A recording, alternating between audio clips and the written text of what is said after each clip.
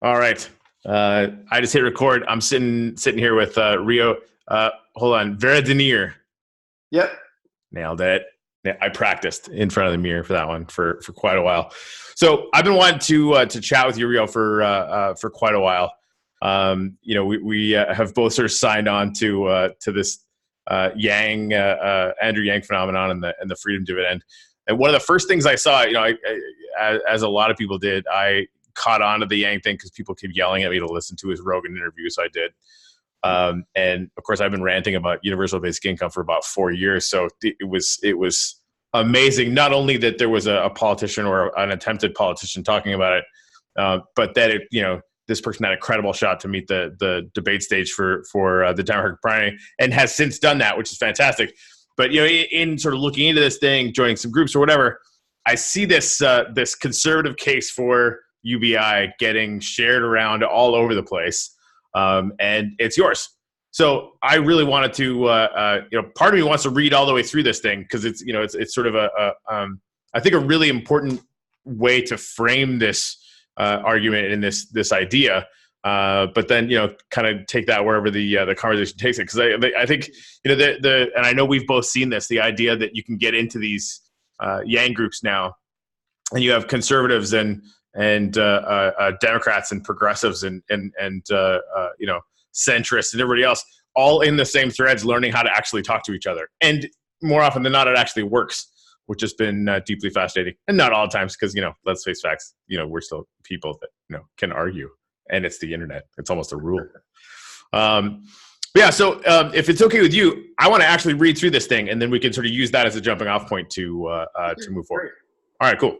This is by the man Rio himself, and it's a note for folks concerned that a UBI will be a non-starter for conservatives. I'm a center-right, fiscally conservative guy. Like many other free marketers, I support a UBI. I've been aware of this concept since before Yang came on the scene. I was very relieved to see a Democrat advocating the policy, which is at its heart a conservative pro-capitalist policy. Many current welfare programs require people to stay poor in order to continue receiving benefits. A UBI does not. Instead of trapping people in poverty, a UBI gives people the ability to escape poverty. They could then work a low-paying job, one which wouldn't be enough to get them out of poverty by itself, yet together with their dividend, they are now finally free of poverty. Similarly, some in the lower middle class would now be middle class, doing the same work simply due to receiving the extra income. Many current welfare programs require, I already read that, by the same light. If a middle-class person is unhappy in their job, with a UBI, they have the ability to negotiate for better treatment, a raise, etc. This is because they have the security to leave the job without losing everything. It cushions the blow and can help them move states, subsidize their living while they find new work, etc. This does more to empower workers than a union ever could. I'm not sure I agree with that, but okay. It puts the power where it should be, with the individual to take charge of their own destiny. And again, not the fact that it would, just the more. And we can totally get into that. So unlike current tax policy, which overtaxes the middle class and then redistributes that money almost exclusively to poor people in the form of welfare benefits and to rich people in the form of corporate subsidies, the UBI actually grows the middle class instead of shrinking it. In this way, the UBI can be seen as much needed tax relief for a struggling middle class in danger of being taxed into extinction right now. And I want to definitely dive into that because that is a monster point. The freedom dividend will not only alleviate income inequality, but it will enable upward mobility like nothing ever before, whereas currently an ambitious middle class person has very little chance of ever reaching the upper class. Something as simple as a UBI can raise their odds. Not only do they now have more power to negotiate for better treatment at work and or better jobs, but they have that extra income they can save or invest. What currently traps people in the middle class is an inability to become part of the investment or capitalist class. Given a UBI, individuals would have a greater chance of succeeding with entrepreneurial side gigs, small business ventures, investments in the market, or even in friends' businesses as partners to purchase real estate to rent out, etc. Which again is huge, and I definitely want to dive into that. All of this is also good for lower income people once more, because when there's more competition, prices go down. Rents go down when there are more rentals in town, and prices for goods and services go down when there are more thriving businesses able to compete. This would be the single greatest stimulant of the economy in history. All right, so I just want to take a break from that stuff because I think we've already hit like 3 extremely key points. So talk a little bit about the tax policy. And again, we're talking about the fact that a huge tax base right now is the middle class, and you're right, it does go to poor, to poor people. But I love the fact that you also put in the corporate subsidies, because that's something that like anybody and their dog should be frustrated by this, where, essentially we're a socialist country as long as you're a multinational corporation, and we're effectively almost a ruthless capitalist society when you're, the working poor or poor people or even the middle class. Yeah, I agree with that, actually. A thing that people forget is that capitalism is really the separation of business and the state, kind of like the separation of church and state. So Okay. if you have the kind of like kleptocracy we have right now, where politicians get bribes from big companies and then they give special advantages to specific industries or even specific companies in some cases, that isn't capitalism, because that's a government intervention in the market. Whereas in real capitalism, the way the government should function is that it provides a kind of ground of basic rules that apply to everybody equally. Okay. So much like our friends on the left will say there's no such, real communism hasn't been tried. That's actually kind of true about capitalism. I'm not talking about anarcho-capitalism. Like, the government still needs to have a role to play, right? We don't want Mad Max where people are too busy killing each other for gas to be able to buy stocks. That's not capitalism either. Well, and I agree. Like, so I think, the way that I end up talking about that is a perfectly regulated capitalism, right? Which of course is a pipe dream. But if it's fairly regulated and the regulations are smart, then yes, free market economists should be okay with that. In fact, that's the ideal. Right. I mean, that's the only thing like rampant capitalism is when you look at regulatory capture. That's an issue, kind of the same issue as the subsidies, right? And on the flip side, getting rid of every single regulation that is going to impact the environment or impact public health or whatever, because we know that corporations are not going to have any actual real vested interest in helping people. Just see the health insurance industry as an example. So I think let's talk a little bit about the fact that the freedom dividend could and would be the most massive effect on income inequality, period. I mean, that income inequality, to me, seeing how rampant, not how rampant it is, and it is rampant, but how rampant the trend is, understanding basic math on how people invest, the billionaires are gone. They're always going to be gone. There's nothing anyone can do. That's just going to be the way it is. We're stuck in this. I like the fact that you used the word, kleptocracy, because that is sort of that's the end state of how this works, right? But talk a little bit about how you see the freedom dividend impacting income inequality. Well, I'm particularly concerned about the shrinking middle class, and I probably use a broader definition of middle class than some people on the left do. I've noticed. I saw one person arguing that the freedom dividend shouldn't go to people who earn over $1,500 a month because they're already rich. So that's ridiculous. Yeah. No, there are people who earn six figures and live in San Francisco who could really use this money because the cost of living is very, very high there. So that's one thing to keep in mind, is that rich in one place might barely qualify as middle class somewhere else. Yeah. And that's part of the reason why Yang's proposal of a real universal basic income where everybody gets it, even Bill Gates gets it, is so brilliant, because it's opt-in. It's, in the case of Bill Gates, it's not going to make a difference in his life, but he already gives so much to charity and pays a lot of taxes. So it's not, it's like, for him, it's like $1,000 off of his taxes every month. That's no big deal.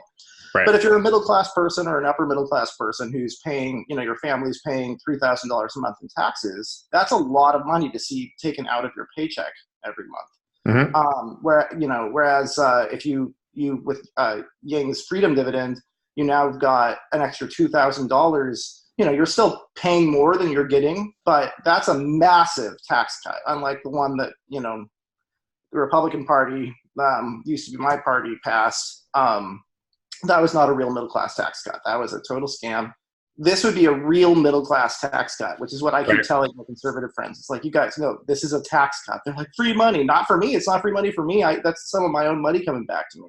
Right. No, that's a really good point, especially with the talking about the VAT tax, and it's true. The people on the left will take one. And honestly, I'll tell you right now, when the first look at pass that I took at the value added tax, it's like, oh my God, this is totally regressive. And then, I put my thinking cap off for a minute. And I'm like, yeah, but anyone who spends any money whatsoever, you're going to have to spend $120,000 on taxable stuff to see a net negative. Right, so this is going to be extremely progressive for people in the upper class. It's not going to make a dent at all. And the whole fact that it's going to literally everybody makes it this thing that is passable. And you get rid of, this is one of the interesting things. I didn't really spend a lot of time thinking about this beforehand, but the current sort of welfare system as currently designed is kind of like the $15 minimum wage, right? To me, I would say, oh my God, you absolutely have to do this because there's nothing better around right now. You got to do something. So that's what's going on. But the argument then is you have this massive bureaucracy designed around making sure that only the poor people get it. So there's all this means testing stuff, which of course, to your point, ends up trapping people in poverty in a way that not enough people think about. At all. Like you're disincentivized to work, which creates that sort of generational gap and people that are really, enslaved to being poor, when this freedom dividend would just nuke that. Yeah, exactly. If you look at the welfare cliffs, it depends, it changes from state to state, but in general, there's about 3 cliffs. If you look at the way that the freedom dividend impacts that, a single person escapes the third welfare cliff, which is the one that really applies to them, because most of the really big paying welfare programs require you to have kids and stuff. So, like a single, obviously I realize I'm setting aside single moms temporarily, but, a single person on welfare can escape the welfare cliff that applies to them because the UBI takes over at the exact moment when they would lose benefits otherwise. Interesting. So similarly, if you have, 2 adults in the family, whether it's you and your teenage son, if you're a single mom, or you and your spouse and your kids, you can escape the second welfare cliff, which is where, childcare and things like that ordinarily disappear. So I'm glad to hear you agree with that, because I've heard some people on the left deny that the welfare cliff even exists. That's crazy, and it's funny too. I know that's a Heritage Foundation talking point. It's the thing. Like, I've never heard the term welfare cliff before, but it's really, even, and when Yang talks about people on disability and the rampant numbers of people on disability now, when you really, and there's people now that will never get off disability because if they started working, then they would actually lose healthcare potentially in some situations, right? So like, it's a life and death decision not to get a part-time job. That's insane. Yeah. That doesn't make it's crazy. If you think about the way disability works, it's like, you were working in construction and you injured yourself. Okay, that's great. You can't work in construction anymore. You definitely need like some disability for a while. But, if eventually you figure out a way to do an online business, doing a podcast or Etsy or something like that, like right now, if that becomes successful, then you lose all of this money from the government. So Yang's program would say like, well, actually, yeah, you'll lose that, but instead you're now going to get this, which in most cases will more or less equal what you were getting before. Plus you can actually earn money now. So in the end, you actually come out ahead, and it gets rid of the stigma of it. I know people who in LA who really could qualify for assistance, and they don't apply because it's so embarrassing, Yep. And the nice thing about the UBI is everybody gets it as soon as they turn 18, and it's it's a quick, simple opt-in thing. You don't have to go down and apply for food stamps and prove that you're poor, and that stuff is dehumanizing for a lot of people, especially people who are individualists who believe that they should be able to take care of themselves. It really gets it's offensive to them, so they're just not going to do it even though they qualify. Right. Yeah, I think the bringing out the fact that you could start sort of an online business, like thinking about the risk profile, right? Like I've got an amazing idea for a business. I mean, it's like what I'm doing now. We sort of restarted the media stuff. I have the luxury of doing this because I can go out and get as many gigs as I want to get whenever I want to get them, which is fantastic as a musician. But my wife makes good money. Like I just literally don't have to worry about it. So I know what that's like, and it means that I take risks constantly. Right? Like I've got a crypto business. I'm doing this media stuff. I can do whatever I want. And so I see that freedom dividend as allowing literally everyone to have a good segment or a good chunk of that same freedom that I felt. And just thinking about the number of people out there that could decide to just write code for the first 10 years of their lives, or design whatever it is they want to design and never have to think about it, is it's sort of awe-inspiring thinking about what's possible. Yeah, and this is, I mean, it's kind of a thing that rich people have already. Right. My wife went to USC for her master's, so you can imagine there are a lot of spoiled rich kids at that school. Right. And yeah, I mean, they all have trust funds. That's what this is. It's basically a trust, a modest trust that for all Americans. And economically, it's going to be necessary. Right. My main reason, from what you just read, as you saw, for supporting UBI is actually just that I think it's good for the economy, even not considering Yang's point about automation.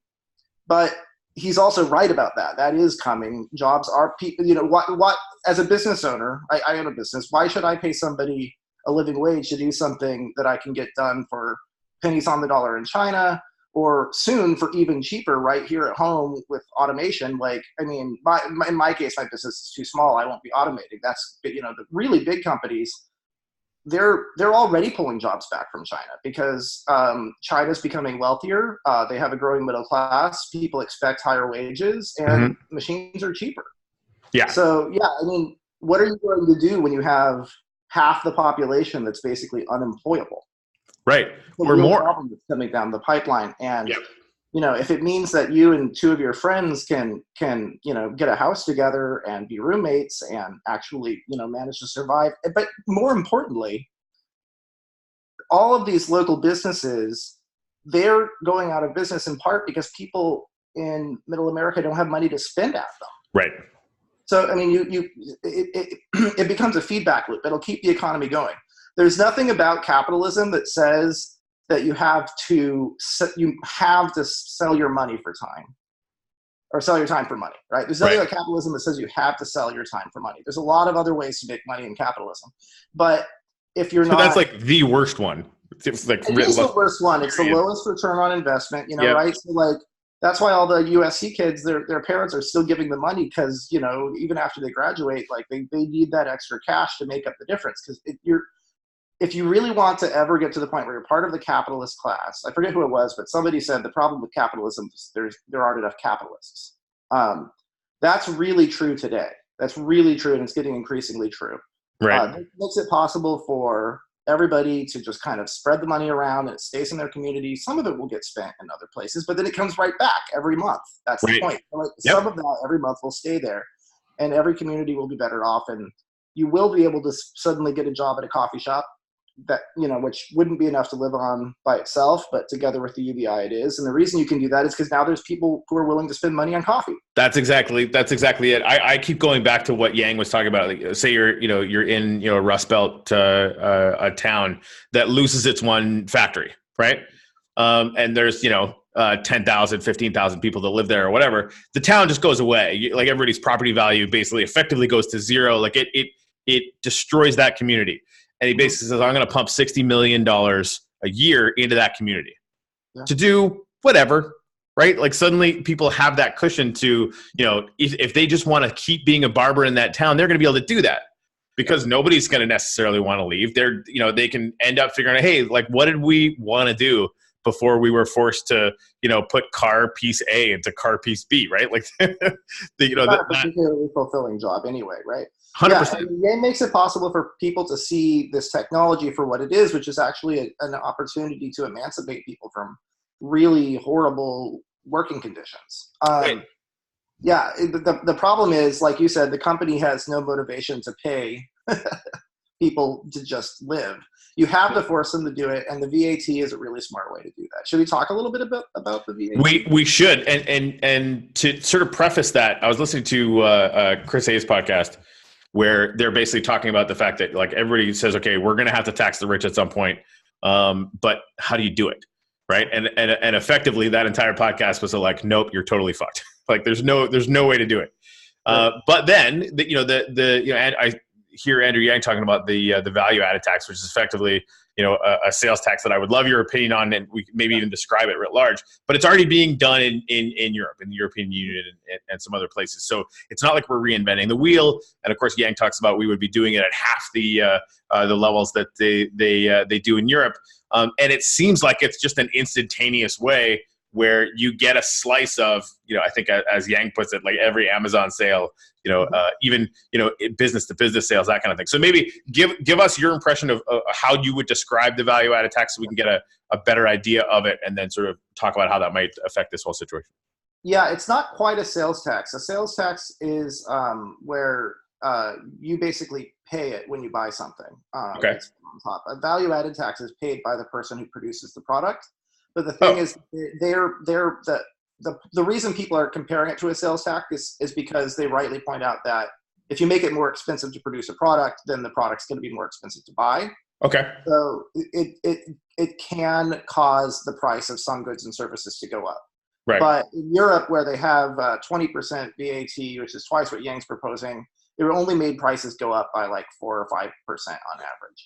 I remember that. That's like, okay. So this is something that I was misunderstanding then. So where at what point in the financial system is the VAT gathered from? What's so beautiful about it is it's paid at every point of the process. So if you're building a car, you're going to pay 10% on the value that you add to the car, but the person before you is paying 10% on the value they added to it. So it all adds up to a total of 10%, but you're not paying it on the total price. So I saw somebody was explaining it with basket weaving because that was a little simpler. Okay. But if you buy all the materials to make your basket, you're going to pay the 10% only on the value that you add to it by virtue of having turned those materials into a basket. And then when you sell it, if you sell it at a retail store, they're going to pay a VAT on the 10% that they bump the price. Like the markup. Oh, that's interesting. Yeah, exactly. So it's more. It's really makes a bigger deal in things like cars because there's so many parts that are involved in it that. Right. So you're collecting a total of 10% on the total value of the whole process, but it's from everybody in the whole process, so that it doesn't have to. So as the car. Right. Yeah. As the car seller, I'm not having to charge 10% because it's actually been accrued throughout the life of putting this thing together. Exactly. So no one business ever pays the whole 10%. That's interesting. Thank you. I did not know that. And of course, in the case of the basket weaving, if you get a machine that can automate your baskets, right. Then, you're paying a 10% VAT, but you can now make like 500 times as many baskets for the same amount of money. So in practice, actually, your price of baskets would probably go down, even though you're now collecting more money. So the business's profits go up, their sales go up, we collect more money in taxes, and yet the prices per basket actually went down. So that's part of the reason why the average isn't 20% in Europe, is because, there are a lot of factors that are involved in a price apart from just what it costs to produce it. And the VAT is just a tiny fraction of the cost. Yeah. It just seems like such a genius way. I mean, and for me, all of this, basically I'm looking at, trying to figure out how to get the most out of capitalism and not just make people a subservient cog in a machine that doesn't give a shit about them. Right. Yeah. And looking like a real conservative. What's that? Well, no, honestly, like most conservatives would call me a socialist. They do all of the time. Right. And this is where on my show now, like that basically the terms that people use all the time. If you're going to use a term like that, I'm going to immediately ask you to tell me a policy that specifically matches that term. Otherwise, don't use it. Yeah. Right. Because you haven't done that, but this is sort of something that has been coming up. Because we're talking about the freedom dividend. I know people that would call me a socialist for that. I'm like, oh, no. You got to go watch my buddy Rio. He's going to blow your mind. And so just allowing us to progress towards the Star Trek economy, frankly. Like, what's going to do that the fastest? And oddly enough, it's this weird form of capitalism where income doesn't start at zero, right? Yeah. So part of what appeals to conservatives about Yang's platform in general is that it's actually not radical. I don't contrast conservative with progressive. I don't think those are opposites. I think of conservative and radical as opposites. And the reason I say that is because conservatives aren't people who are opposed to all change. I mean, there are people like that. They're really, really stubborn. They're usually really old. But, I mean, and I guess you could call them hyper conservatives, but most conservatives believe that, they accept the fact that the world is changing and that things can't stay the same forever, right? Mm-hmm. What we're concerned about is we don't want to fall into the trap of believing that all change is good. We think that it's easier to break things than it is to fix them. And that sometimes it's wiser to change things slowly, because if you try to radically rechange society too fast, the risk of throwing the baby out with the bathwater goes up exponentially. So if you look at Yang's plan, even though it is a radical change as far as the way that it impacts the average person's life. Yeah.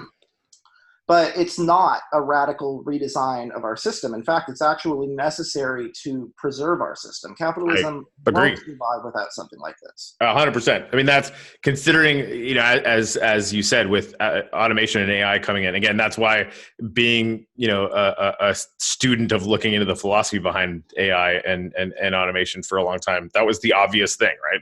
And it was coming 4 years ago, and we're starting to see the knee of the bell curve exponentially now, so that it's on more people's minds. But this is coming, and even now, most people that I talk to don't really understand how fast this is going to come. Like once it starts, and again, the progressives of the world, who I love to death, talking about a $15 minimum wage, that used to be one of the things that you would want to back. You'd obviously have to do it. Even with that, again, like it's better to do something than nothing for people that are poor and struggling.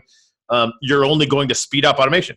You've made it that much more, financially viable, and even in some situations necessary for companies to invest in the technology that is not going to destroy some jobs, it's going to destroy all jobs, right? So without doing, like basically, and I use the term inevitable and UBI in the same sentence all the time, because it's that, or the whole thing falls down, demand drops to zero. Yeah, and I've actually had some self-identified socialists. So I want to clarify, I don't think you're a socialist based on anything that you said at all.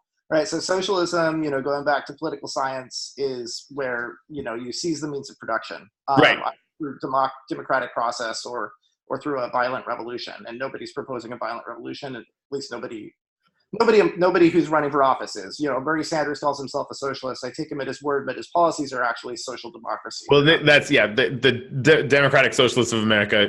That's the thing. Like I think the kids these days are using socialism as a cutout for that, right? There's technically for them, Finland and Norway and Canada, where I'm from, would be socialist. When again, that's always the first question I have. At what point have they seized the means of production? Oh, they haven't? Well, okay, then your term is broken. Yeah.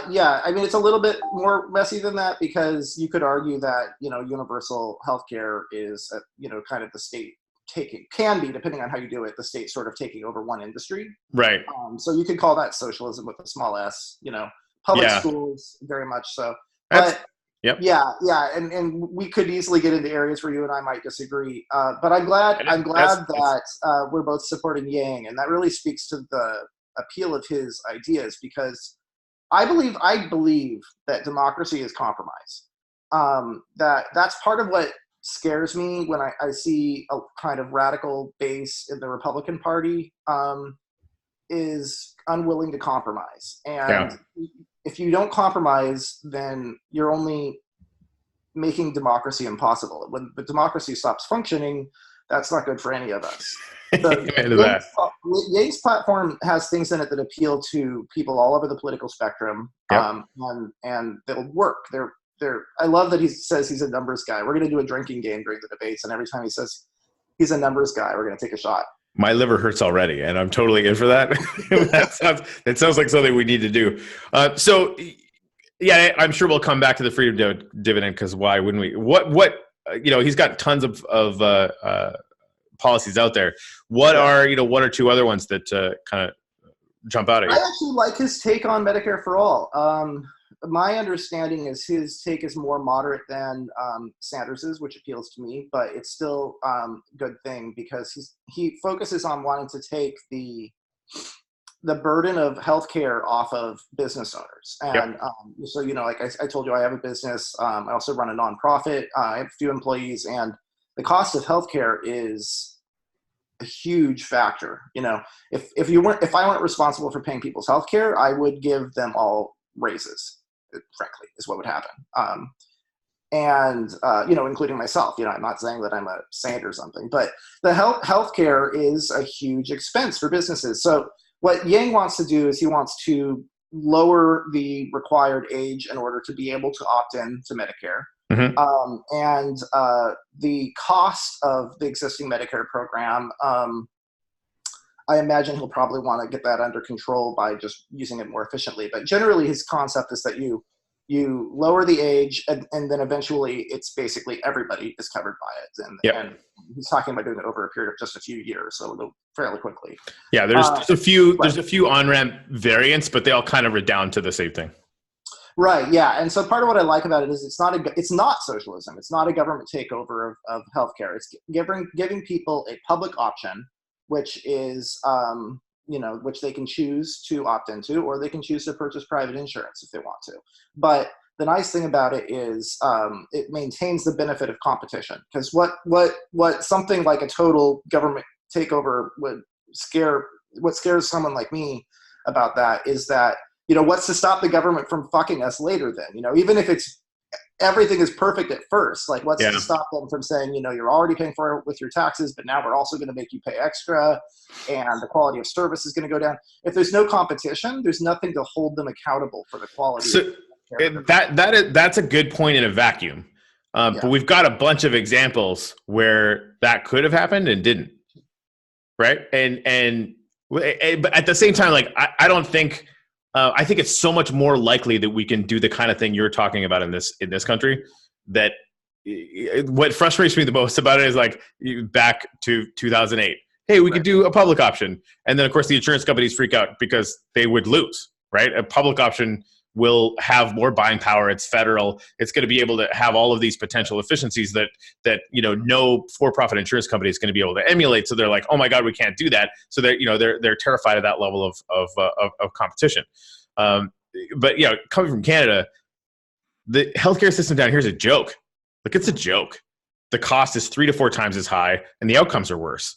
Right, like that, and whether it's the businesses paying for that or people paying for that, or both in a lot of cases. Most people feel not most, but a large chunk of people feel tied to their job. They can't even move jobs because they're terrified of losing their healthcare. I've never even considered that. I actually don't know. In Canada, do they still have private insurance as well, though?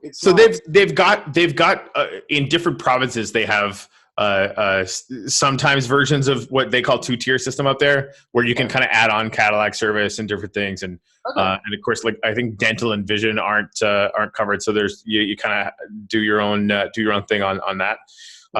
They fought against a 2-tier system for quite a long time. Basically, I'm wondering if that's true in England too, and that's why British people all have such terrible teeth. Well, apparently they don't anymore, because I've been talking to some people about that too. But that is definitely a possibility. I think they actually had a federal thing in England not that long ago.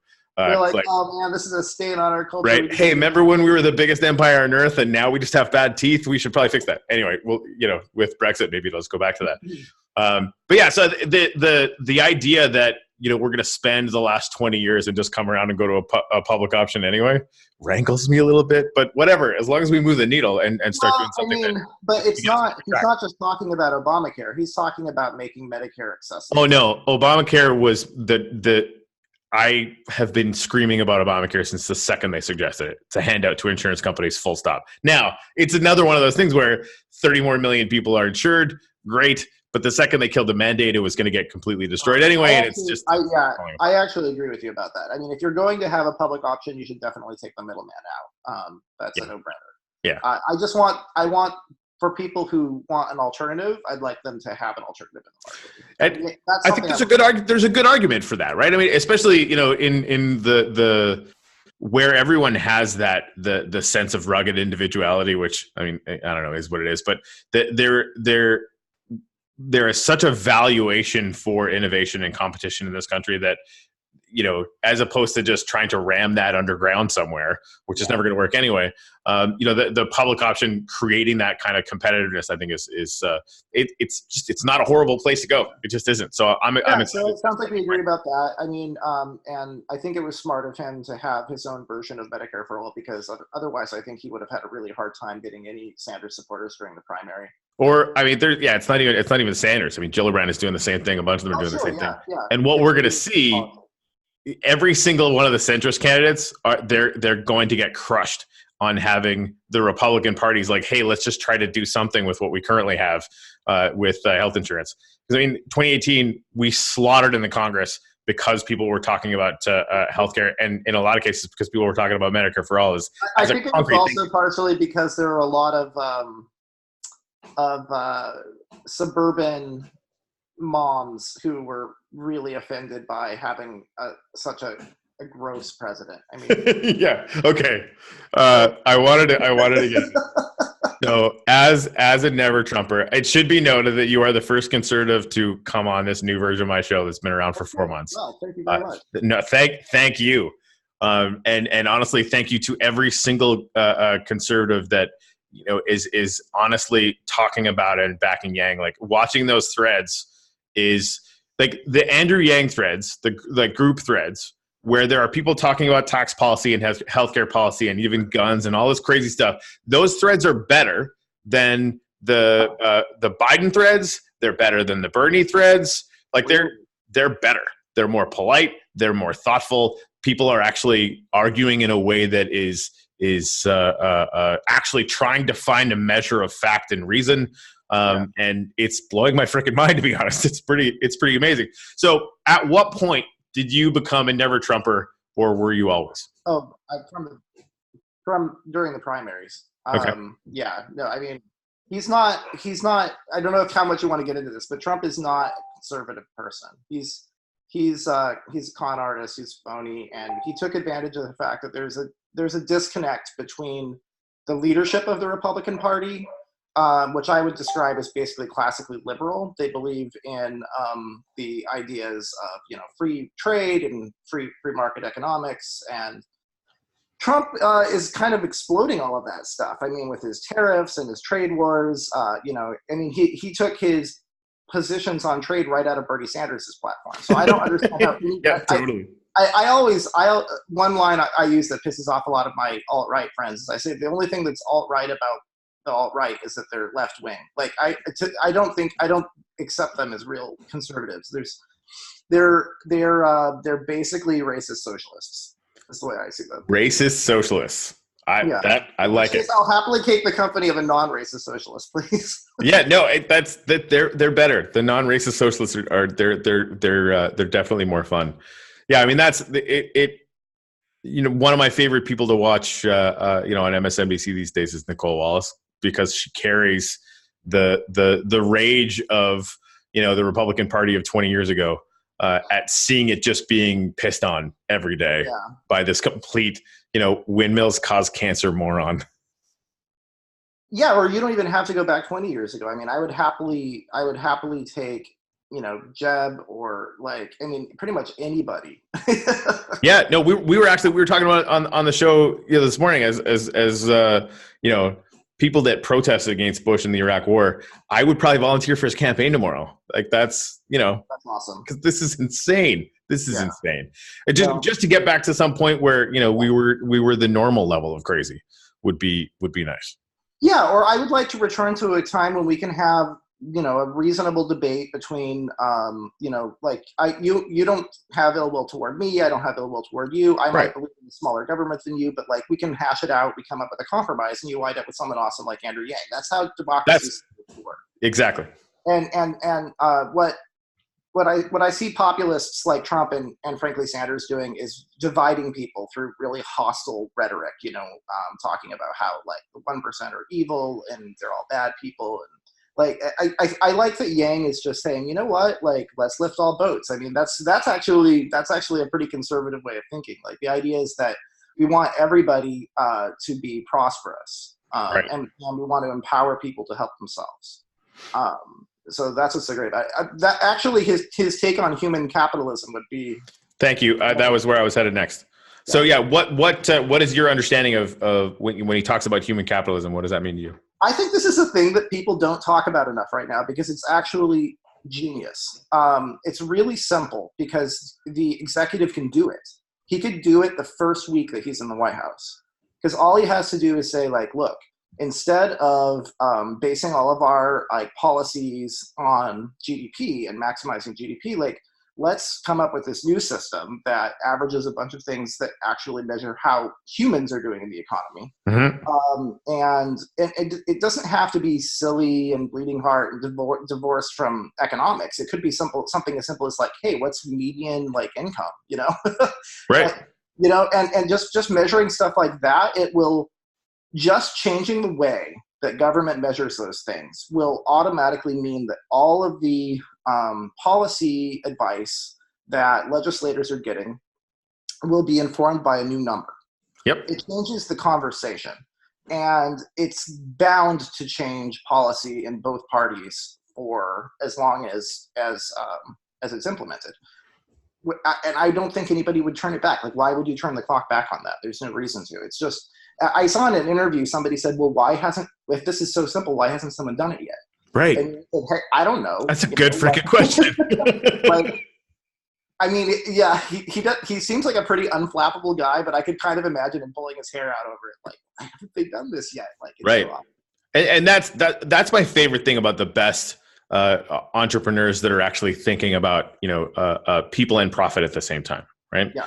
He's like, when you find those things, it's like, why, what the hell? Like, this is the one of the lowest possible hanging fruits that the executive can possibly do. And you're right. Like, just talking about it a different way, just having those different metrics, throwing, and again, you look at what the GDP number or the jobless numbers as it is currently calculated, they're not really doing anything useful to the average person, to the middle class or the working poor or the poor people. But they're really good for anyone with, a couple $1 million in their 401k or an investment banker. That number's great. Right. Yeah. Yeah. It's not even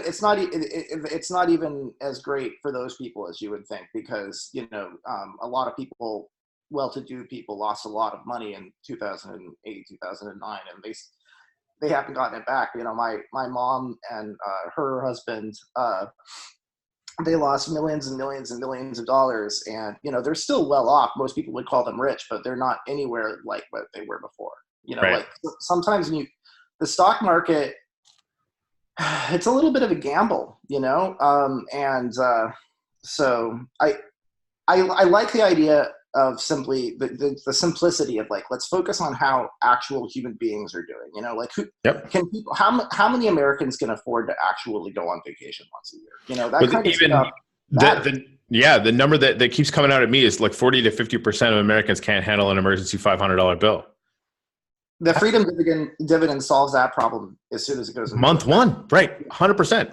Like that, and the question I asked on Facebook a little while ago, like, is there anything that would actually help more than the freedom dividend period? And I got some Medicare for all or whatever, and I get that, but looking at what this does, just a community like mine, right? Like we're right on the coast of Florida, but there's 50% of the population lives right next to the Alice line, which of course is the struggling to make ends meet, kind of basically working poor, that kind of thing, right?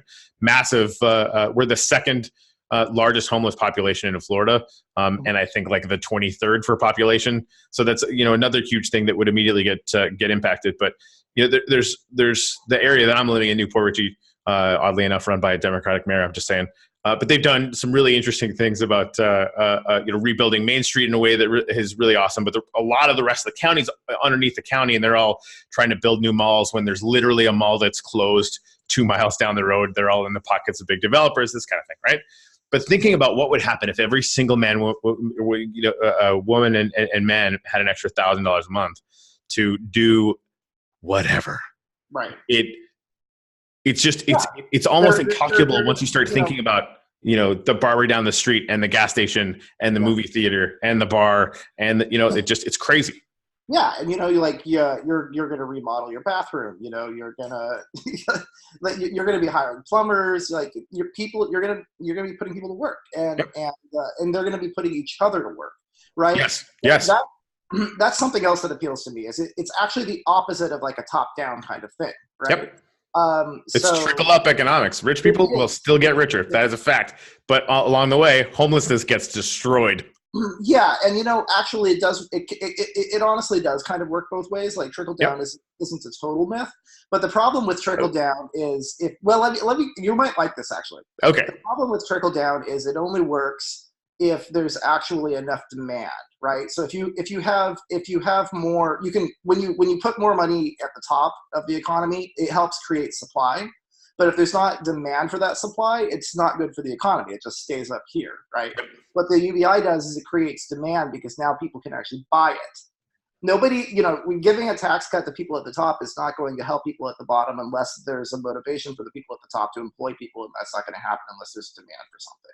Right. Yeah. No, that's a good way to put it. Yeah, I think when the argument for trickle down economics worked when taxes were 90% for the rich and went to 70%, and that was the last day that it worked. That was too high. I think we can agree that was too high. Yeah. Yeah. And I still look at it, for people making $100 million a year or whatever, looking at just the math on it, assuming that regulatory capital are still legal because it still is, right?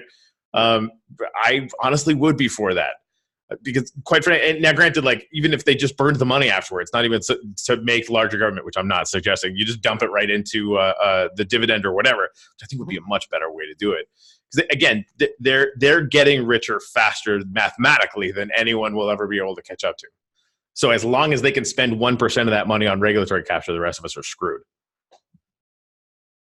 Yeah, I mean, when you're talking about really, really, really, really rich people, the amount of revenue that you're going to raise is actually fairly small in any case. Right. And honestly, making revenue off of them is not why I would do it. I would literally do it to destroy their power to rat fuck democracy. Okay. All right. Yeah. Now, granted, am I going to be allowed to do that? No. So it's not really going to be an issue. Yeah. Luckily, nobody is calling me for high taxation policy. But no, I think that's part of what I like about the VAT, because it used to be, if you wanted to give a real substantial tax cut to the middle class, the only way to do that would be what? Where are you going to get the money from? Or you're going to bring it to 90%, at the highest bracket. Even then, you don't have the money. Yeah. VAT is kind of the only reliable way to actually generate the revenue you need in order to lower the tax burden on the middle class. Right. And it's that's such a good point. Is we're looking at, the big companies, but the rest of the large multinationals are the same way, right? Like the when you have Amazon paying nothing and Apple moving $1 trillion overseas, and right? Like you can sort of, rinse repeat all the way up and down the economy. That's a whole base that we've never actually seen any revenue from in the modern age. The second I understood that the VAT would be really able to access that in a way that companies are not going to be able to skirt. You're not going to be able to get around it by Yeah, another difference between accounting jujitsu. Right. Sorry, I didn't mean to interrupt you. No, you're good. You're good. Another difference between the VAT and a sales tax is that a VAT doesn't necessarily have to apply to everything, right? It's like you can and Europe did, you can exclude certain things, like you can exclude essentials, so people aren't paying it on milk and that kind of stuff. So that's interesting. That's almost like a sort of reverse food stamps. Right, or like the whole. Yeah, but again, it's in a way that takes all the stigma out of it. It's not 100%, exactly. You don't actually see it. It's just suddenly you have as much buying power wanting to go buy organic foodstuffs as somebody who wants to go spend 3 times as much on a Audi or something. So I wanted to make a point about UBI being necessary. I don't think it's necessary yet, but I think that the economic argument for it being good for the economy has always applied, which is why Milton Friedman supported it, in the 80s. Automation wasn't a problem back then, and he still supported it because it's really right. good for the economy. But it will be necessary in the future. And Yang's idea of getting out ahead of the problem is so smart, because if you get out ahead of the problem, you're getting $1,000 a month into everybody's hands. What's going to happen when 50% of the jobs disappear? Well, what's going to happen is GDP is going to go, up. It's going to double. And half of the population will be unemployable. Well, the nice thing about that is you already have your UBI going. So now you just double your UBI. Yep. That's what you could do. You wouldn't even have to increase the VAT because you'll just have the more revenue because the GDP went up. So you can even tag it to excess revenue at some point. Exactly. That's exactly how you would do it. I mean, you basically just treat it like a real dividend. And what that does is it makes it possible for us to make this transition into this information economy without displacing millions of people and causing mass riots. I mean, I don't think my fellow conservatives who aren't worried about this, I don't think they've thought about what's going to happen with the pitchforks. We talk about this all the time, and thank you, Mr. Conservative, for bringing this up. But that's why people like Elon Musk are okay with it, because they're like, what's the point of being, a god in a world where all of the humans hate you, they kill you and take your shit, understandably so. Like that's not a world I want to live in. So if we don't have the UBI, you can forget about capitalism. You're either going to get the worst kind of authoritarian communism, or you're going to get some kind of police state fascism. Those are the only two options once the shit hits the fan. Yep. Yeah, no, I agree. It's not like we haven't seen this video game before. Like this is how it works. And it's happened, gazillions of times before, all throughout history. So I think making the case for not only the inevitability, but for the absolute essentialness of something like the freedom dividend. This is interesting too. Like, so my buddy Mears runs this like $17 million, really exponentially growing plumbing company here in Pasco County. And he's the guy that I was. We've been having economics and philosophical discussions since we started drinking together, right? So this is an ongoing discussion. Have you had him on the show? What's that? Have you had him on the show? I had him on the earlier part of the show. I'm definitely going to be having him on because he actually listened to the Rogan thing and was like, oh, no, he's totally right. I totally love the freedom dividend. I've been telling him about UBI for 3 years. He's like, no, that's socialism. I'm like, motherfucker. Oh. Well, that's better with the word freedom. Freedom dividend. He's like, oh, this branding thing is a serious thing. And I think it is. Like, just calling it a dividend instead of UBI, I think is, a lot of people kind of wash over it. Like, who cares what it's called? Just help people. Fine. That's great. But understanding the nature of what it is to just destroy any potential for the stigma that you're talking about around sort of social welfare programs or whatever. I think it's so important. It's like being able to have people have money that's coming in that just comes in. Because like as people that have been privileged to have experienced that, I totally have. I think that you've had a lot of benefits in your life as well. I just want that for other people. It really opens people up to possibilities they never would have thought of before. Yeah. We're fighting with a couple of problems here. One is when people hear free money or they hear any kind of an idea along these lines, any kind of welfare program. And honestly, it's my reaction most of the time too. It's like, okay, great. So what, you're going to raise my taxes and what's going to happen? That's part of the reason why I could never, sorry guys, I'll never vote for Bernie Sanders. I believe he's going to raise my taxes. I don't want to do that. Andrew Yang is not going to do that. He's going to give me a tax cut, right? And it sounds selfish, but honestly, it's actually just also smart politics, because when you tell people like, hey, we have to help these people out, and by the way, sorry, the only way we're going to be able to do it is by taking money from you. And they're like, dude, like, I kind of need my money. Like, I know you think I'm rich, but like, life is expensive. It's really expensive to live. And I kind of like resent the fact that government already takes so much of my money as it is. So the thing that's important to remind people about Yang's proposal is that he's not taking it from someone else. You hear it all the time. They say like, well, that's just taking money from one person and giving it to someone else. Actually, it's really not. The VAT it's not like an income tax. It's not something that you're just taking out of somebody's paycheck at all. In fact, most people won't even be aware of the fact that it's happening. Right. Yeah. It's because it's happening behind corporate veils, basically. Right. So and it really is paid by corporations. I mean, it's paid by, it'll be paid by small businesses too, but it's like, it's such a negligible expense. And those small business owners are going to be individuals like me who are also benefiting from, the tax relief as an individual. So it's higher demand. It really is like a win-win situation. There's nobody who really loses out of this. Like Yang points out, even the tech giants themselves. I don't know any tech giants. He apparently does. He's cooler than I am. He knows these guys, and they're like, yeah, like he said not all of them were okay with it, but like half of them were like, yes, let's do this, because I mean, for one thing, what's going to happen when nobody can afford to buy their services anymore? Like, it's not going to be good for Amazon when half the population has no money to buy shit. Right.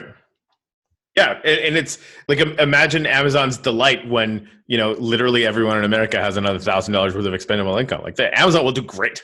Like, they're going to make a heck of a lot more money. And honestly, this was, you know, my buddy Mears with the plumbing company. That essentially is where he lands as well. His biggest fear, and rightly so, is a recession around here, right? Like, development. You know, he watched what his company went through after the 2008, 2009. They had just started doing large projects, and you know, for development and stuff, and all those literally just dried up into nothing. And suddenly, you know, they're struggling to keep all of their employees, which they see as a family. And that, you know, and recessions happen. I mean, it's cyclical. It's gonna happen.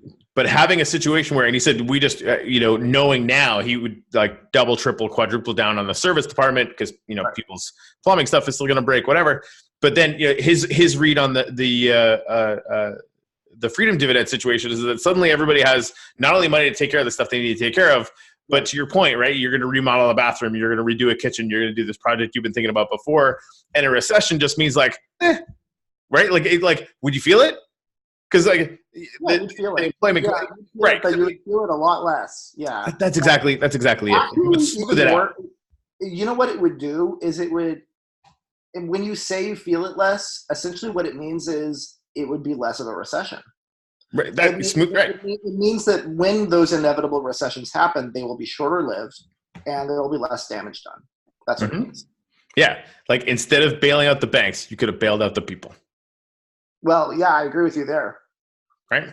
The idea that suddenly and just the idea of trickle up economics, because again, the rich people are still going to get richer. But like, I think actually in the long term, they'll probably be richer than they would be if he hadn't done this. I agree. Honestly, I think that's a good point.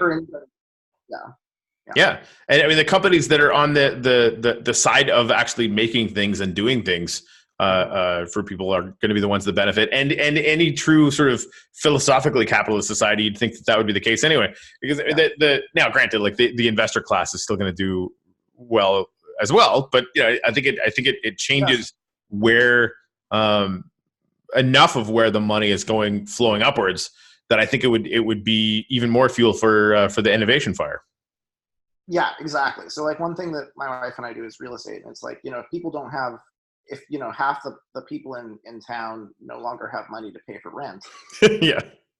That's going to take the bottom out of the rental market. That's actually really bad. I mean, and then you've got all these homeless people on the street, and who is it helping? Like, what is their suffering for?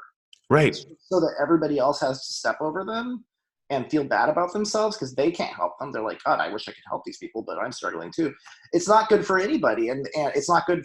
I mean, I guess it would be okay for the people who are still renting the houses, who are paying a lower price because the prices would go way down. They'd have to. Yeah. Yeah. But you know, half of the houses would sit empty. That's the reason the prices would be low. And that's not good. Whereas, right. UBI could potentially lower prices for the opposite reason, which is like, oh wow, suddenly more people in the middle class can afford to get into the rental business. Yeah, we're actually doing. I was talking to the mayor of our little town a couple of days ago about tiny homes and doing. The lots around here are fairly high. They're doing some big developments downtown to start increasing population density and stuff. And he actually brought up, wouldn't it be amazing to have people putting, tiny homes or separate, things in there, because it would allow sort of the average people in my town to start developing wealth. Yeah, totally. Absolutely. Yeah. I mean, if you have, and low income housing, that's how Trump's dad made his money, by the way. He took advantage of low income housing schemes in New York, which is kleptocracy. That is not capitalism. Right. Yeah. No, I agree. And again, so imagine if New York, instead of subsidizing, these low income housing projects, they had just given their citizens money. Right? So many of these neoliberal policies that are about like, hey, we've got to subsidize this, we've got to subsidize that, are based on this idea that it's the only way to help people. Like, you can't No, there's actually another option, right? It's not either the government takes over industry or we subsidize private industry. There's this other option, which is like, let's actually just let people keep more of their own money. And for those people who aren't earning enough, like, let's also like give them some money, right? You know, and I know I've said this a few times, but like, you know, it really bothers me when I hear people in the Yang group, some who are further left than I am, saying things like, well, but we should means test it and you've got to cap it somewhere. It's like, no, like the people who are earning six figures are paying more than that in taxes already, right? It's not like you're giving them money. You're just giving them some tax relief. It's really, in effect, what's happening there. Yep.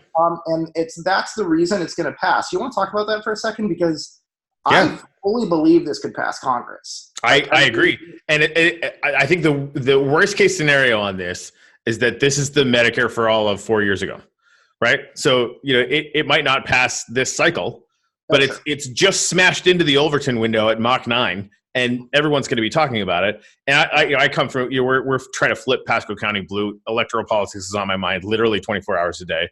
And so the idea that, you know, I agree, it could totally pass right off the bat because people will start freaking out and think, oh my God, this is actually a really, really good idea. But if it doesn't, every single person who's against the freedom dividend will have a target on their back in a primary. And what's really messed up is it could be on both sides of the aisle, which would be just a beautiful thing to watch.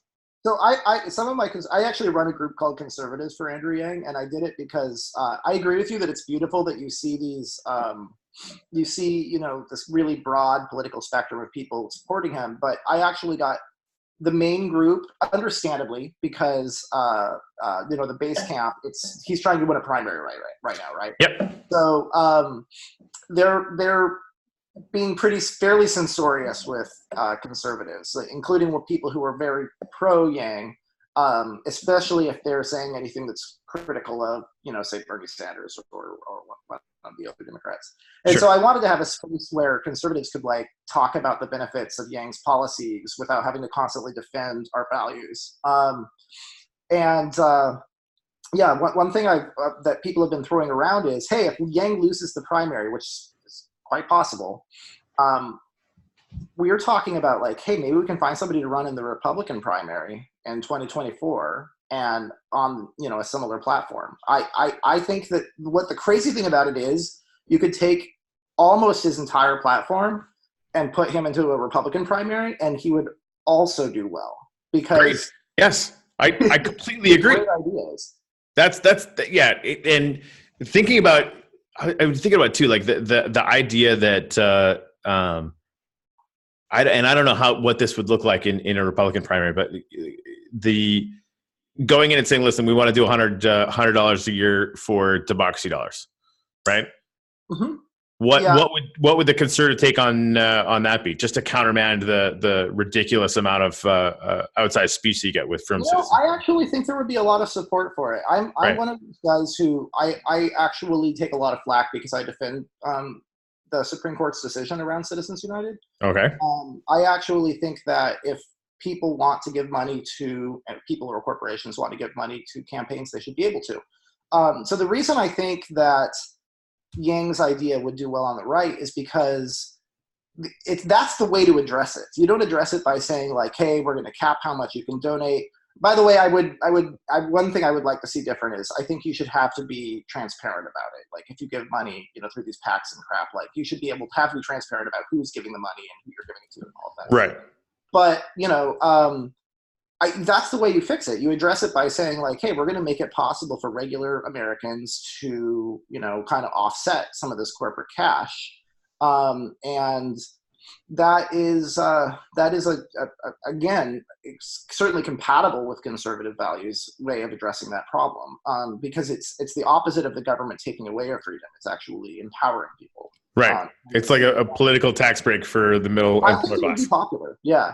I mean, the funny thing about it is the major thing that would change is the rhetoric. He would just use different rhetoric because he would be talking to different people with different values. But you could sell these same ideas using different language. I think that you're right, and that's I think one of the most fascinating things to me about everything that's going on now is that and when he started talking about the specific districts where jobs got automated away, and those districts were the one that went for Trump, I had thought about that kind of thing before. Clearly, it's not as if half of America really are complete and total freaking idiotic, moronic, loser assholes.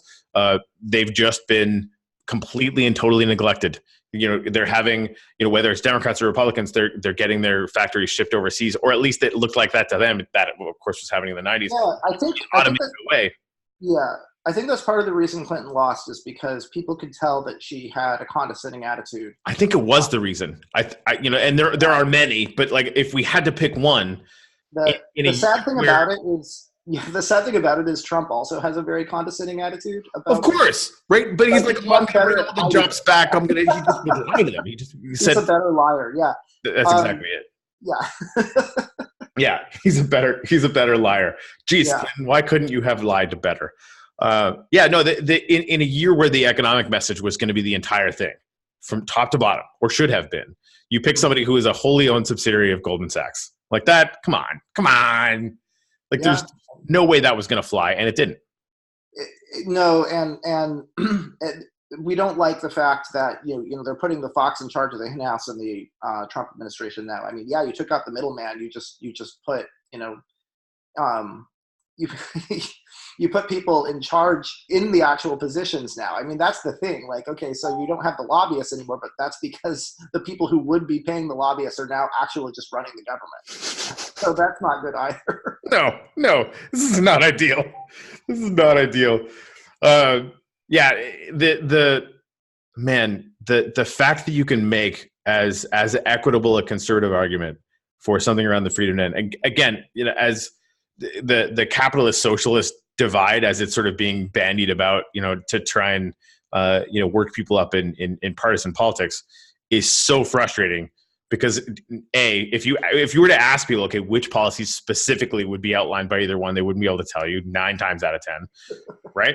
They're team names at this point, right? Like it's my football team, your football team, or whatever. And then you have this thing, this Andrew Yang phenomenon coming in and says, no, let's just give everybody money, and you can call it socialist if you want. It doesn't really matter. Also, it's going to be fantastic for capitalism. And I don't know, we can end homelessness and lift everybody out of working poor and into the middle class. The middle class people are taking more vacations. Literally every community is doing better. And like, hey, how you doing? It's Tuesday. It's an amazing thing. So what are you going to do to convince your fellow left-wingers to vote for him in the primary? Because if he doesn't win the primary, then this is all kind of moot. So yeah, my reach is not vast. But you and people like you, like what do you think? Right. So I basically I'm just talking about it constantly, right? So as far as me and people like me, I have yet to meet anyone who listened to one of the full interviews and didn't come away with Yang in their top 3. Mm-hmm. Unless they were Bernie Sanders supporters, because there is some insular tribalism going on there that is not good. And I think it's a function of having been pushed aside by the party initially. Our revolution people have been working nonstop for 2 years. So, when Bernie Sanders announced, they literally had 1 million working volunteers, not just names on a list. They had 1 million working volunteers inside of a few weeks. I think Sanders is the biggest obstacle in the way of Yang right now. I wish that I could disagree with you, but I can't. I think that might actually be the case. Biden is polling well, but I think he's going to be the Jeb Bush of this election cycle. I think he's going to start out high and not do great. Oh, Biden? Yeah. Yeah, Biden is polling at the highest levels he ever will right now. That's a fact. Like I completely agree. He's an amicable guy who was Obama's best friend and seen.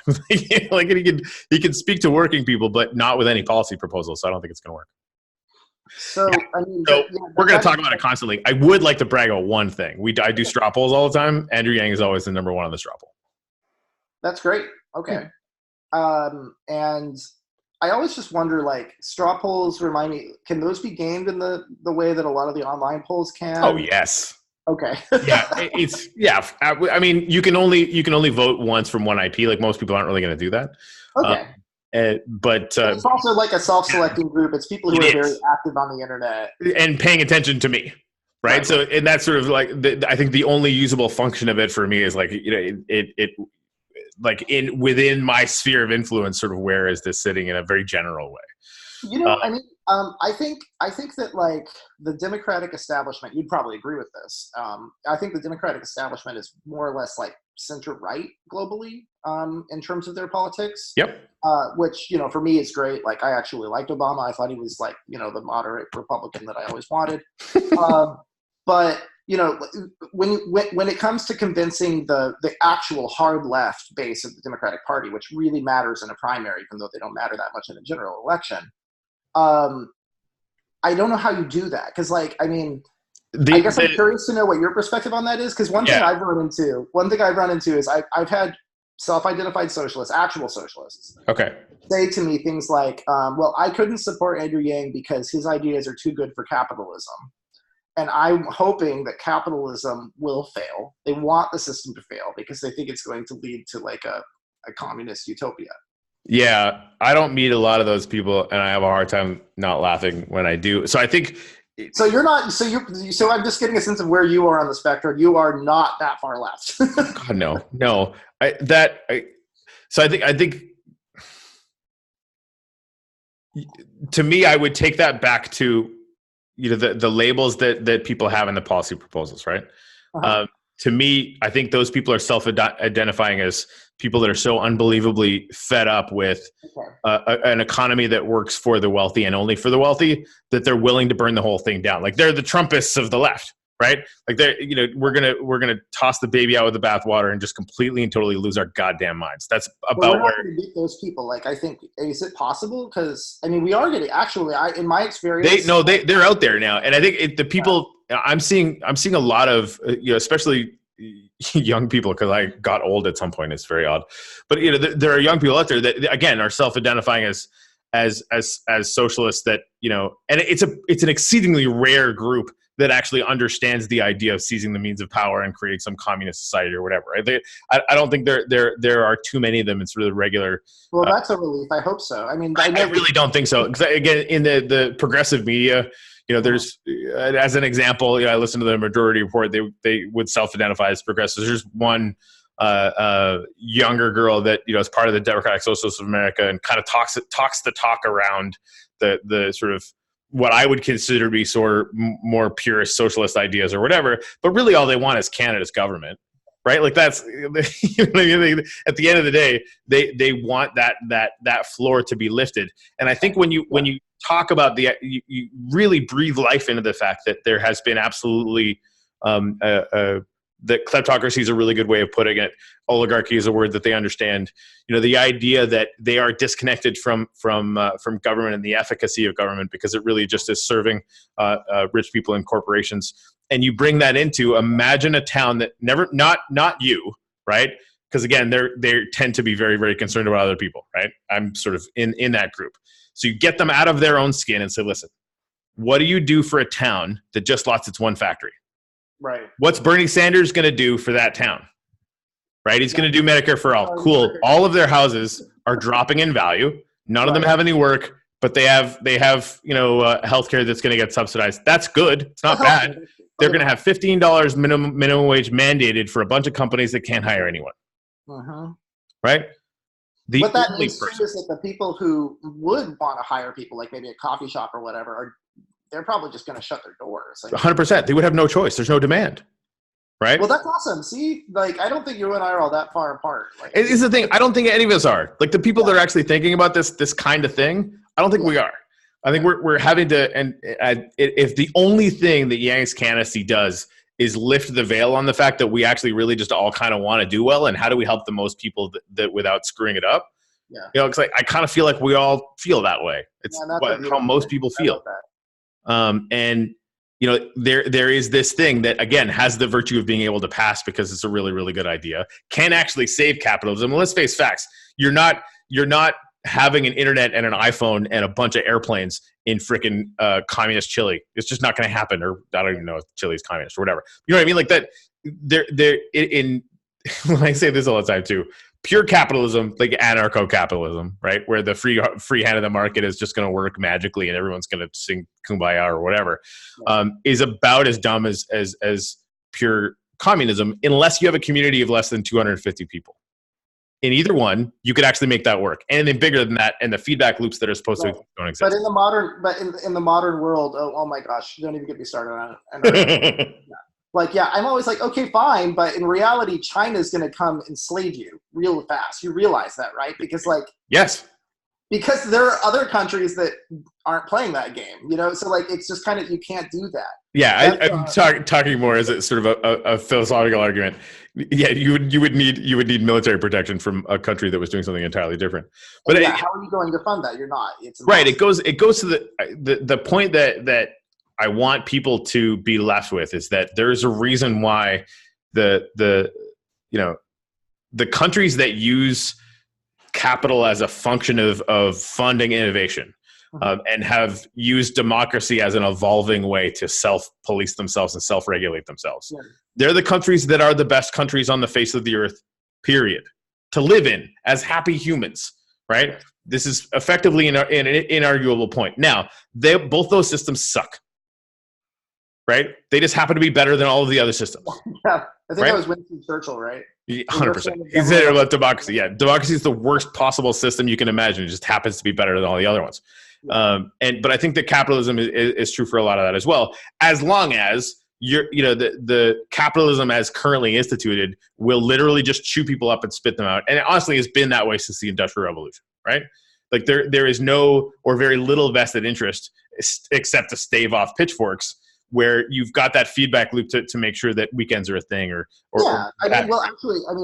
capitalism has been really good for the third world in the last few decades. Like, all those clothes and TVs that we're buying from China, that's raised a lot of people out of poverty. It's just that, the working class and to a lesser extent the middle class in the developed world, they were the losers in that situation. But there were a lot of winners too. And not just people at the top. There were a lot of people who were living in extreme poverty who aren't anymore. That's globalism. So It's not all bad. No, it's really not. And I think getting to this point where especially considering the where the fund's going to come for automation and AI, because and I have a lot of Luddite friends. I'm telling everyone who will listen, the whole point is we want to have jobs not be a thing. Right? You shouldn't have to give time for money. Like, what if that was the ideal? And if we can basically bootstrap capitalism to create a floor under which nobody ever has to do anything ever again if they don't want to, and then they can, because there's still that much more. If they want to be wealthy or do more or whatever, they can do that. They can add to that. But you can sort of see a path, or I can anyway, where we actually can approach the Star Trek economy, where literally everything doesn't cost anything, and you have everything. I wouldn't want everything to be exactly like Star Trek, or necessarily even at all like Star Trek, personally. But think about this. So we do the freedom dividend, right? Yeah. Automation is now incentivized. Heck, we could even raise the minimum wage, do whatever. Automation and AI is just going to start becoming more and more rampant. There's more and more things going on, right? We're still using capitalism. People are still getting $1,000 or $2,000 or whatever it is. It's tagged with GDP, or it's tagged with the amount of VAT that's getting pulled in. So the more of the stuff that gets created, the more value that gets created, the more the dividend is. So it creates that virtuous cycle. At some point, you literally have a cube in your house that's producing literally anything you want produced because somebody sold it to you for $1, right? So de facto free. It's not. So I see what you're saying. It's not that money isn't a thing anymore. It's that music doesn't cost anything anymore. Sure. Right. So yeah, it's and again, like whatever then we value that isn't free, whether that's energy or attention, can still be a thing. But effectively, it creates that hyper abundance that you see in the Star Trek. As we're talking about this, I'm starting to worry that Yang may come off as a little bit too much of a futurist. And part of what I like about him is that he says, no, I'm a presentist, right? Have you heard him say that? Yeah. He says, I'm not a futurist, I'm a presentist. And so I really want to stress the fact that without having something like the freedom dividend in the near term, that picture that you just described isn't possible, right? Agreed. So I know that's what you're saying. I'm agreeing with that. No, but I think looking at it from the other direction is important. The process has to start now. Yep. And it's going to start with a small amount. But capitalism, when it's worked at its best, the whole point is that it creates wealth, right? You were talking about how not all Americans are, stupid, horrible people.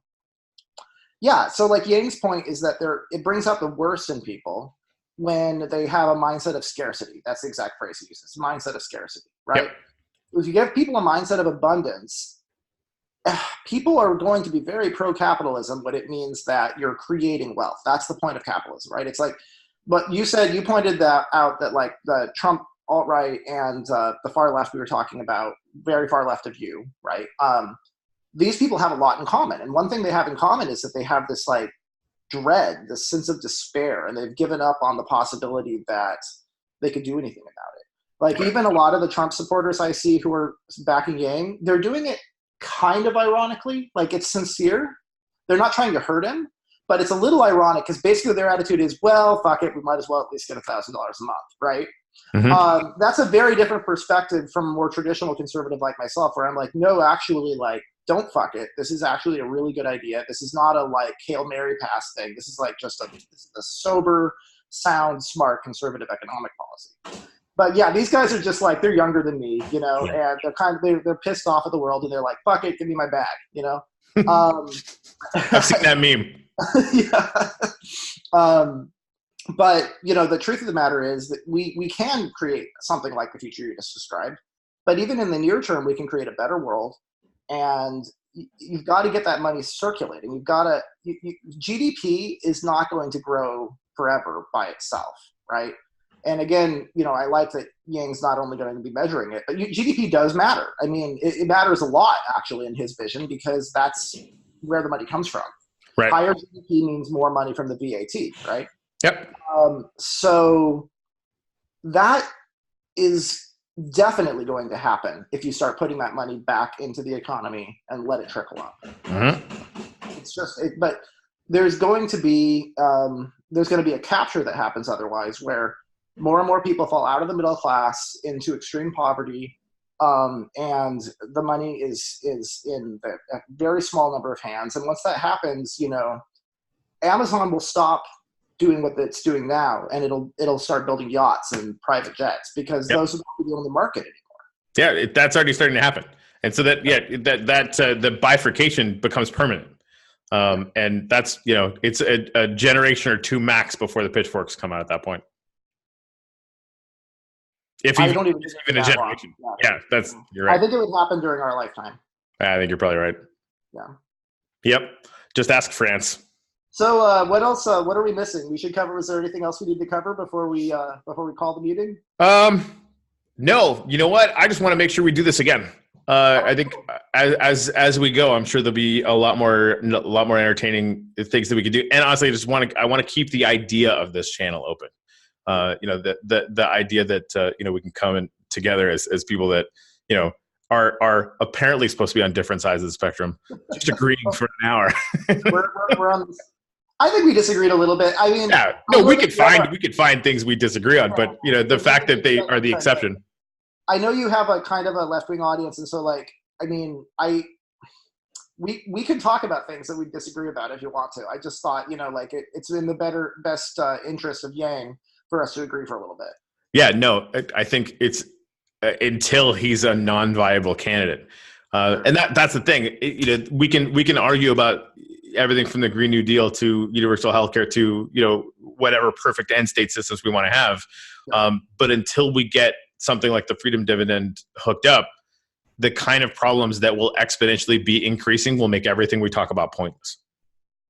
Yeah, no, I totally agree. I'm a little worried that Yang comes off as kind of like a one-trick pony. I think sometimes that's true, and I don't think that'll last. So we need, like, if anybody who follows him on Twitter, he's coming out with a policy every single day. Oh, yeah, I was about to say, maybe that's the reason why he actually has like 100 policies. And they're amazing. I agree with a lot of them, but you know that it is frustrating because there are so many people who are like, oh, I can't support him anymore because now he's for the. It's like, dude, none of this shit's gonna happen. He's not gonna exactly. He's gonna do, if he's lucky, he'll do one thing while he's in the White House. Right. I always ask people if they would shut up for $1,000 a month. But I think maybe the reason he does that is because he's trying to avoid looking like a one-trick pony. He wants to prove, since he's kind of an outsider, that he has a good understanding of the broad base of issues that government faces. I think even more than that, as sort of a concerned primary voter who pays a shit ton of attention to this, he's got a policy, a tranche, like a collection of policies that outstrips the next top competitor by an order of magnitude. And they're extremely well thought out.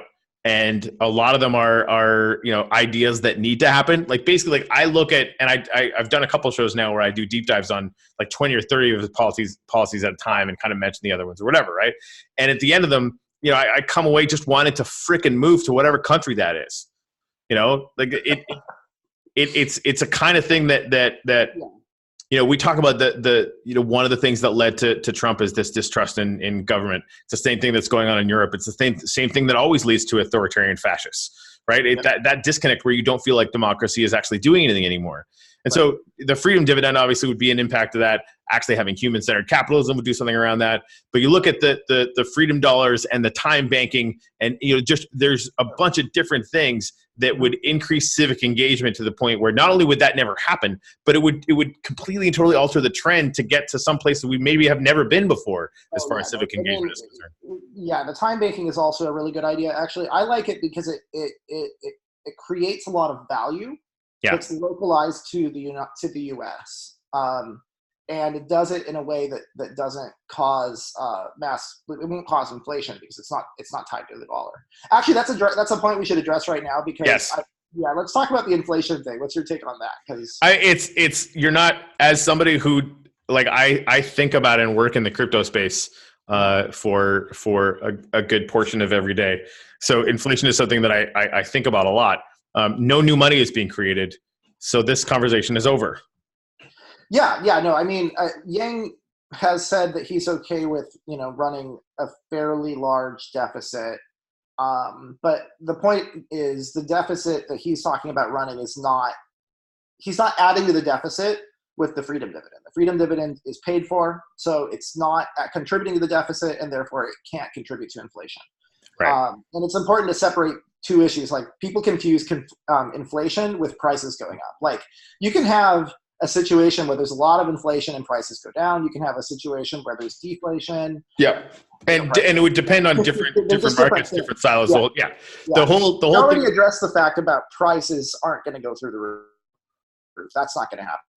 As you said, inflation, unless he passes the bill and doesn't pay for it, like if he passes freedom dividend and doesn't pass the VAT, that could cause inflation. But if somebody as smart as him is going to put them in one bill. They're going to be in the same bill. Yeah, it would have to be. That'd be like trying to pass the Affordable Care Act without the mandate. Exactly. So that the inflation thing, I think it's sort of a non-starter. I think it's something that the sort of powers that be, whichever side they happen to be living on, are going to throw out because it's a buzzword that people will be concerned with. But yeah, I think it's easily done. I think the best argument because people are worried about the prices going up when they say inflation, that's kind of what they're talking about. And I think pointing them to the study that you brought up with the fact that a 20% VAT brought prices up by 5 or 6%. I mean, that is monstrously fantastic, right? Like if we can think about, having a 3 to 6% increase in prices on certain things, when you're getting $12,000 a month, who gives a crap? It's not even a thing. You don't even notice that. Whereas to a better point, if, for staple goods, like, whether it's, food or what have you, the idea that you could sort of take out the VAT on some things would completely and totally demolish that as well, right? Like, unless you're spending more than $120,000 a month on stuff, or a year, you'll never notice. Like you will. In fact, it would have to be like twice that because right. Yeah, or even 4 times that because we're talking about a smaller VAT than in Europe. Right. I mean, realistically, unless you're the kind of person who spends $500,000 a year every year on taxed goods, you're not. Yeah, you're going to come out way ahead. Right. And never mind that whatever business you happen to be in, demand is going to be jacked. Right. And that's at the end of the day, that's why my buddy Mears is completely and totally on board with this. He's looking at his customer base that suddenly has an extra $1,000 a month in expendable income. Yeah. It wouldn't surprise me if his sales doubled in a year. right? Like he already, his main problem would be trying to find, enough plumbers to hire, which, is a fun problem. So yeah, I'm not in any way concerned with inflation, in case that was a thing. But was the other thing with the time banking thing. After reading through the rollout of the time banking and how he wants to kind of release the time bank hours and what have you, it reads exactly like a cryptocurrency release. Huh. And in fact, he's probably not going to do it on blockchain, although he has talked about blockchain voting, which literally made both of my nipples hard. It's a little awkward, but it was very good. It's this thing that ultimately does create a kind of alternative money, because he's talking about, okay, if you do a time bank hour, you're going to go to this little old lady's house and you're going to fix her dresser or whatever, and you get a time bank hour. Great. But he's talking about, within a local economy, there will be stores that will be able to take time bank hours so that you could buy, a fishing rod or whatever. So that's money, right? Like by any other name, that's basically self-directed programmable money. And that is exactly what cryptocurrency is. Yeah. That's an area where you could potentially run into some problems. You don't want to have a situation where people are avoiding the VAT by doing everything with time banking dollars. But you can only do certain things with it, though, which is interesting. It's imminently programmable. And the companies who are actually really paying the bulk of the VAT are not going to do that, because we're talking about such huge companies that they wouldn't be able to. Yeah. Yeah. Right. So yeah, it's gonna be, dude. Thank you so much for coming to do this. This is exactly what I envisioned with this conversation, if not better. Frankly, I think it's really important to do. I'm gonna keep banging the Yang drum until until he's out of the race, and then he wins. He's gonna win. Honestly, like that's not impossible. It's just not. Like the second he hits the debate, I think it's gonna be a huge change.